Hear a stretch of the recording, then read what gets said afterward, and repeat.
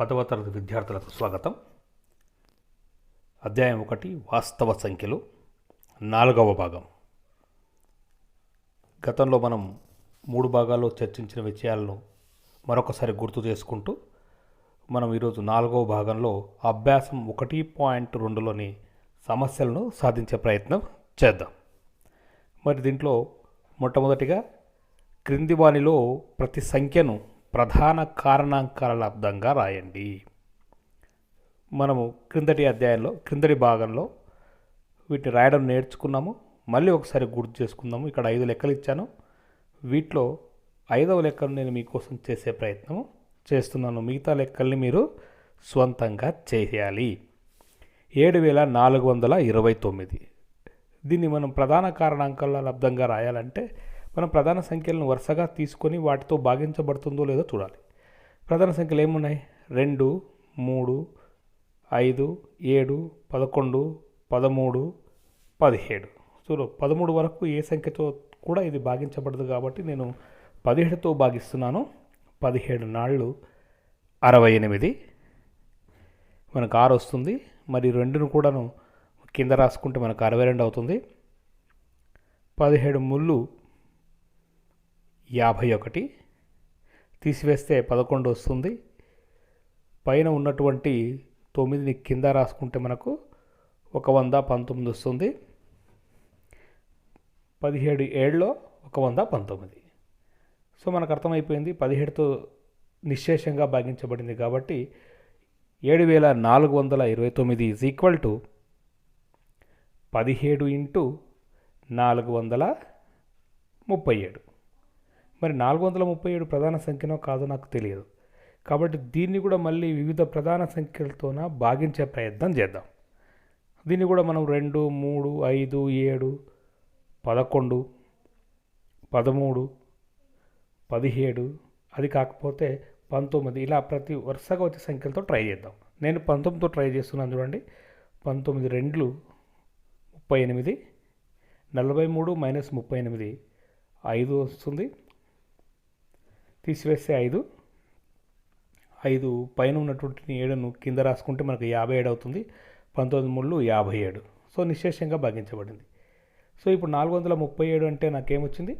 19 into 23. 19 into 23. ఇప్పుడు మనం గమనిస్తే 17, 19, 23 ఈ 3 కూడా ప్రధాన సంఖ్యలే వచ్చేసాయి.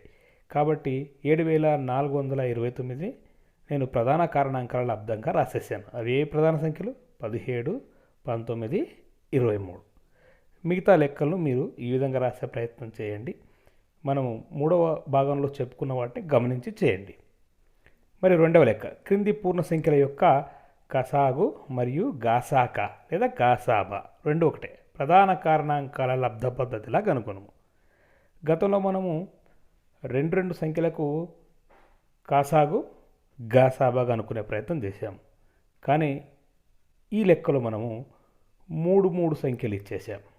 కాబట్టి 3ంటికి కూడా మనము కాసాగు లేదా గాసాబా అన్న ఒకటే కనుక్కునే ప్రయత్నం చేయాలి. నేను ఒక లెక్కను మీకోసం చేస్తాను, చూద్దాం.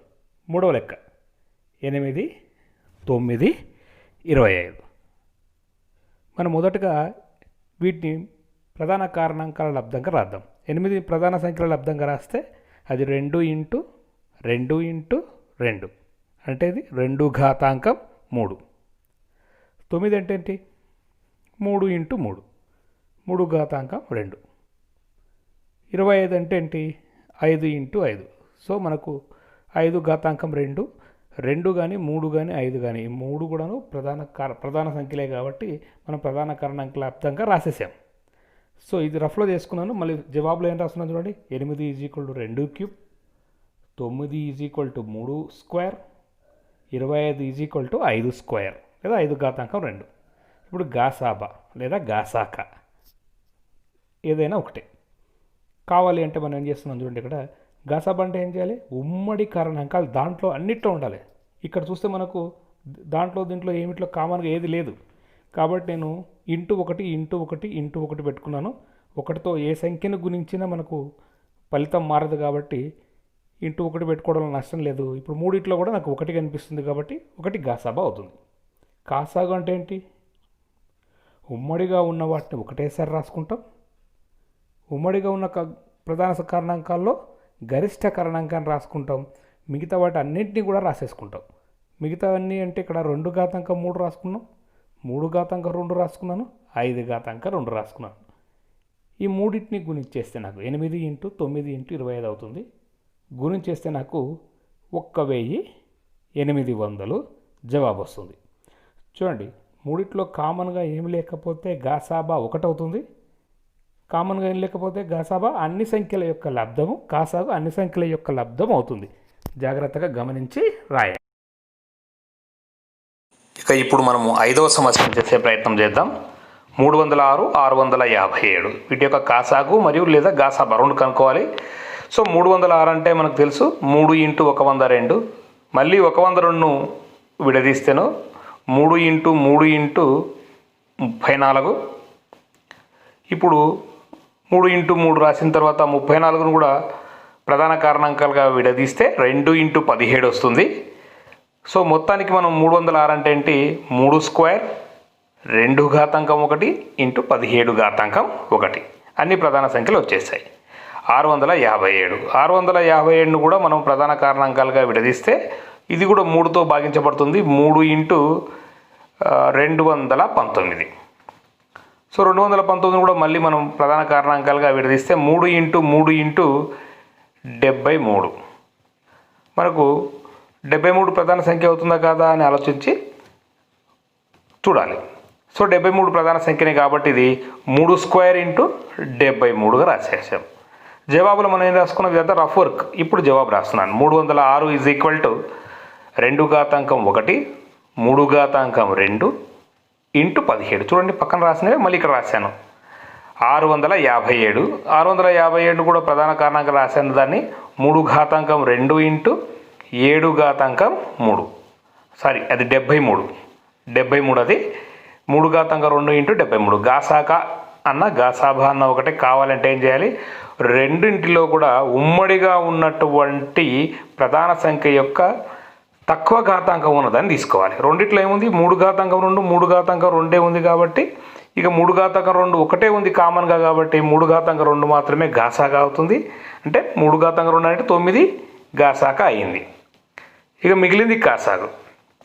కాసాగు అంటే ఉమ్మడిగా ఉన్న వాటిలో గరిష్ట ఘాతాంకాన్ని తీసుకోవాలి. ఉమ్మడిగా ఏముంది? 3 ఘాతాంకం 2 3 ఘాతాంకం 2 ఉంది కాబట్టి 3 ఘాతాంకం 2 ఒకసారి రాసుకున్నాను. మిగిలినవన్నీ అన్నీ ఒకసారి రాసేసేయాలి. పై దాంట్లో చూడండి 2 ఘాతాంకం 1 × 17, కింది దాంట్లో 73 అన్నిటి రాసేసాను. ఇప్పుడు 9 × 2 × 17 × 73 వీటన్నిటిని కూడా మీరు గురించి జవాబు రాయండి. ఇదే ఈ సంఖ్యల యొక్క కాసాగా అవుతుంది. కొంచెం పెద్దగా వస్తుంది కానీ మీరు ఖచ్చితంగా రాయండి. మూడవ లెక్క. n ఒక సహజ సంఖ్య అయిన 6 ఘాతాంకం n సంఖ్య 0తో అంతమగునో కాదో సరిచూడండి. దీనికి మనం కొంత ఆలోచించాలి. ముందు జవాబు రాసే ముందు 6 ఘాతాంకం n గురించి కొద్దిసేపు ఆలోచించి అది 1ల స్థానంలో 0 ఉంటుందో లేదో గమనించాలి. ఒక సంఖ్య యొక్క 1ల స్థానంలో 0 ఉన్నా దాని ప్రధాన కారణాంకాల్లో ఖచ్చితంగా 2 మరియు 5లు చూడండి, పక్కన 2 మరియు 5లు ఉంటాయి.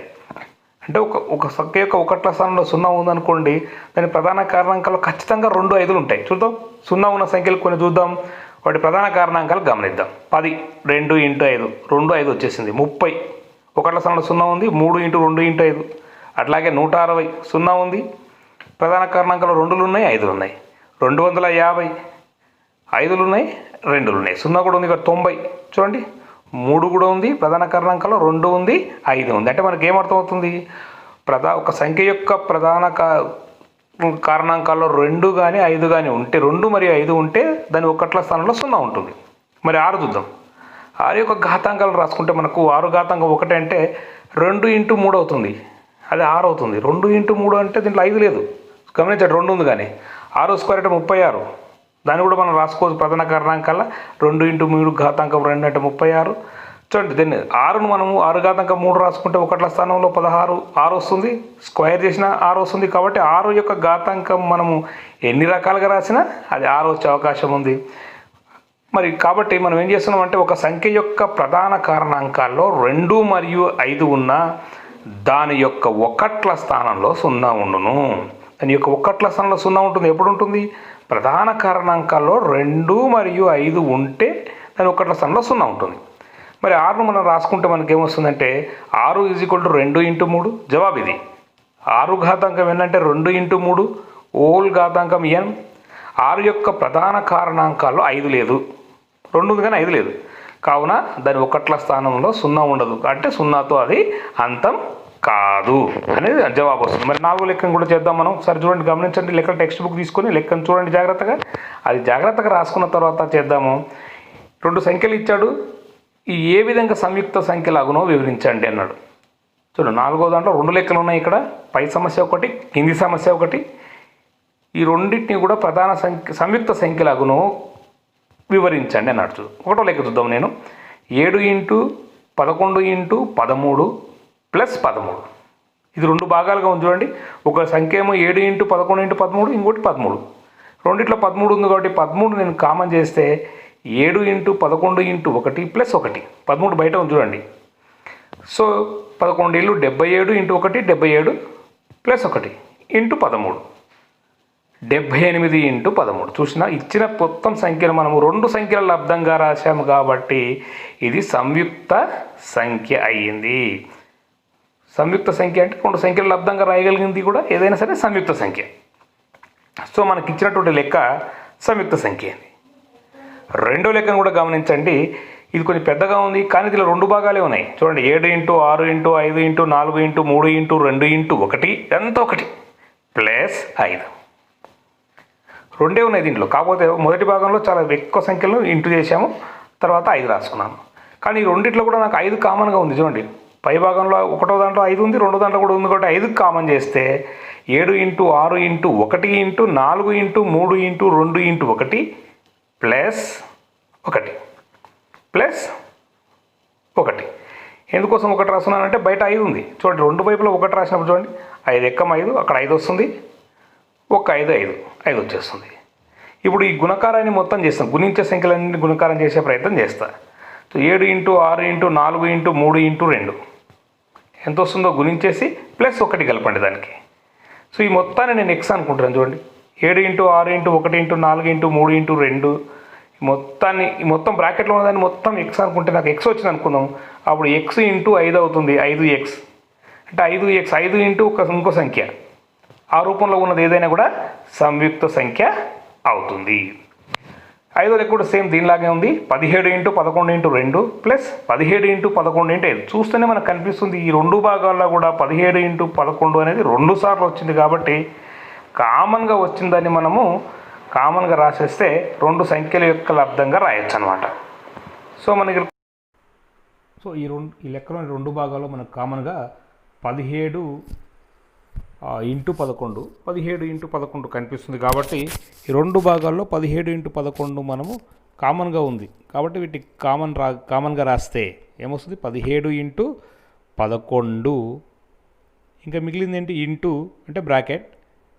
మొదటి భాగంలో 2 ఉంది, రెండో భాగంలో 5 ఉంది, మధ్యలో ఏముంది? ప్లస్ ఉంది కాబట్టి 2 + 5 2 + 5 అనమాట.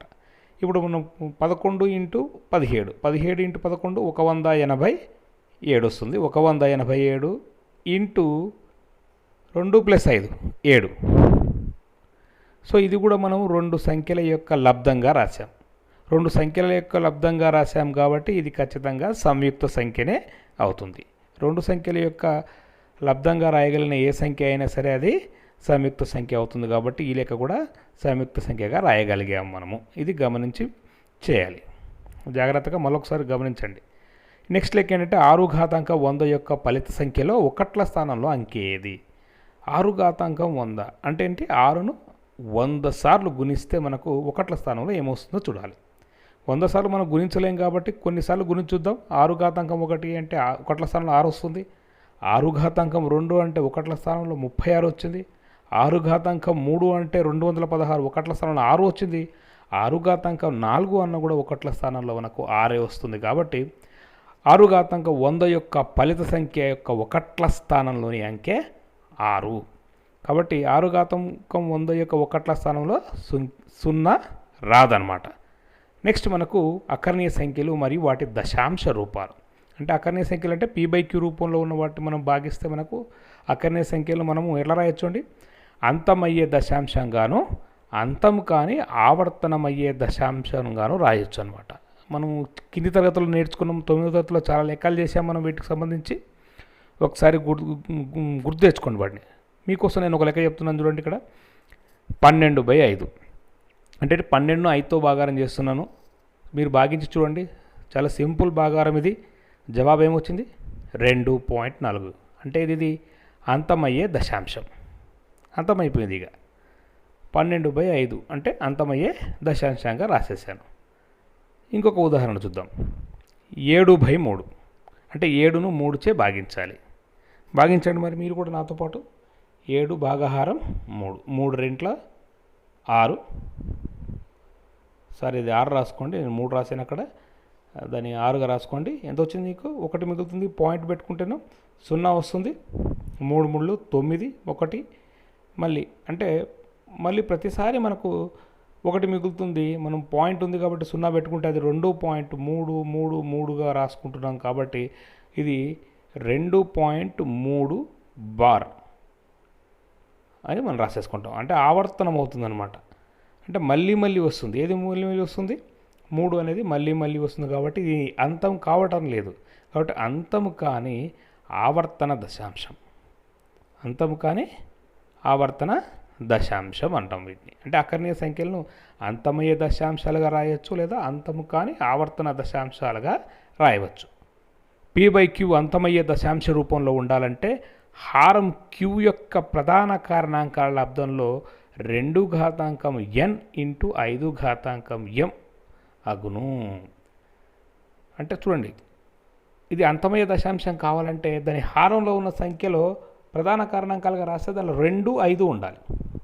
అప్పుడు అంతమయ్యే దశాంశము అవుతుందన్నమాట. అంటే 2 ఘాతాంకం ఏమైనా ఉండొచ్చు, 5 ఘాతాంకం ఏమైనా ఉండొచ్చు. మరొక లెక్కను గమనిద్దాం. 3/10 అంటే 10 అంటే చూడండి, హారాన్ని చూడండి, 2 ఇంటూ 5 అంటే ఇది అంతమయ్యే దశాంశం అవుతుంది. చూడండి, 3/10 అంటే ఏంది? భాగించి చూడండి, మనకు 0.3 వస్తుంది. 0.3 అంటే అంతమయ్యే దశాంశం. సో హారం మనకు 2 ఇంటూ 5 కాబట్టి 2 ఘాతాంకం 1 ఇంటూ 5 ఘాతాంకం 1 ఎట్లా ఉంది? ఇది 2 ఘాతాంకం n ఇంటూ 5 ఘాతాంకం m. చూడండి, గుర్తుపెట్టుకోవాలి. అది 2 ఘాతాంకం n ఇంటూ 5 ఘాతాంకం m. 2, 5 మాత్రమే దాని హారంలో ప్రధాన కారణాంకాలుగా ఉంటే అది అంతమయ్యే దశాంశం. అది కాకుండా వేరే సంఖ్యలు ఏమున్నా కూడా అది అంతం కాని ఆవర్తనమయ్యే దశాంశం. చూడండి, నేను భాగించి చూస్తున్నాను చూడండి. ఇక్కడ అదే లెక్కను మళ్ళీ మీకోసం 10తో 3 భాగిస్తే పోదు కాబట్టి 0 పెట్టుకుంటే 0.13లో 30 అంటే 0.3 వచ్చేసింది మనకు. అంతమయ్యే దశాంశం అయిపోయింది. ఎప్పుడు అంతమైంది? అది హారంలో 2 5లు మాత్రమే ఉండాలి. ఉన్నాయి కదా, అందుకే అంతమైంది. 25/4 చూద్దాం. దీంట్లో 4 అంటే ఏంటి? మళ్ళీ మనం హారంలో 2 స్క్వేర్, 2 ఇంటూ 2. దీంట్లో 5 లేదు కదా, మరి ఇది అంతమవుతుందా? అంతం కాదా? హారం 2 ఘాతాంకం n ఉంది కానీ 5 ఘాతాంకం m అనేది లేదు. కాబట్టి మనం ఆ రూపంలో రాసుకోవచ్చు. 5 ఘాతాంకం mను మనం పెట్టుకోవచ్చు. ఎట్లా పెట్టుకుంటాం? ఎప్పుడు పెట్టుకుంటాం? లవాన్ని హారాన్ని ఒకటే సంఖ్యతో గుణించాలి. అంటే లవాన్ని హారాన్ని 5తో గుణించేసామనుకో మనం, అది ఫలిత విలువ ఏం మారదనమాట. కాబట్టి 2 ఘాతాంకం 2 ఉంది కాబట్టి 5 ఘాతాంకం 2తో రాద్దాం. 2 ఘాతాంకం 2 ఇంటూ 5 ఘాతాంకం 2, 5 ఘాతాంకం 2. లవాన్ని హారాన్ని 5 ఘాతాంకం 2తోనే గుణిస్తున్నాను నేను. ఇప్పుడు పైన ఏమొస్తుంది? 25 ఇంటూ 25 వచ్చేసింది. కింద ఏమొస్తుంది? 2 ఇంటూ 5 ఓల్ ఘాతాంకం 2. ఓల్ ఘాతాంకం 2. చూద్దాం. 25 ఇంటూ 25 అంటే 625 బై 10 స్క్వేర్, 2 5ల 10. ఇప్పుడు నాకేమొచ్చి కింద 100 అయింది. సో 100 కింద హారంలో 100 ఉంటే అది ఏం రాసుకోవచ్చు? 2 సున్నాలు ఉన్నాయి కాబట్టి 6.25 అంతమయ్యే దశాంశం అయిందనమాట. ఈ విధంగా మనం మార్చుకొని చేసుకోవాలి. చూడండి, మీరు భాగించి కూడా చూడండి, మనకు 6.25 వస్తుంది. సో నీకు హారం ఏ విధంగా ఉంది, 2 ఘాతాంకం n ఇంటూ 5 ఘాతాంకం m రూపంలో ఉంది కాబట్టి ఇది అంతమయ్యే దశాంశం. ఇంకో లెక్క చూద్దాం. 25/4 భాగించి చూడండి మీరు. నేను అది మీకోసం మళ్ళీ నేను భాగించి చేస్తున్నాను. 4 6 24, 1 మిగులుతుంది 0.0, 4 2 8, 2 మిగులుతుంది 4 5 20. చిన్న లెక్క ఇది. జవాబు వచ్చింది నీకు 6.25. మనం భాగించి చూసినా అంతే వస్తుంది, భాగాహారం చేయకుండా కనుక్కున్న కూడా మనకు అంతమయ్యే దశాంశం అయిపోయింది అనమాట. ఎప్పుడు అంతమైంది, హారంలో 2 5లు మాత్రమే ఉండాలి. చూడండి ఇక్కడ హారంలో మనకి ఏమున్నాయి, 2 ఉంది 5 ఉంది. నెక్స్ట్ లెక్క 26/25. 26/25 అంటే 26 5². 5 ఉంది కానీ 2 లేదు కాబట్టి లవాన్ని హారాన్ని నేను 2తో గుణిస్తున్నాను. చూడండి 26 × 2², 5² × 2². 2² అంటే 4.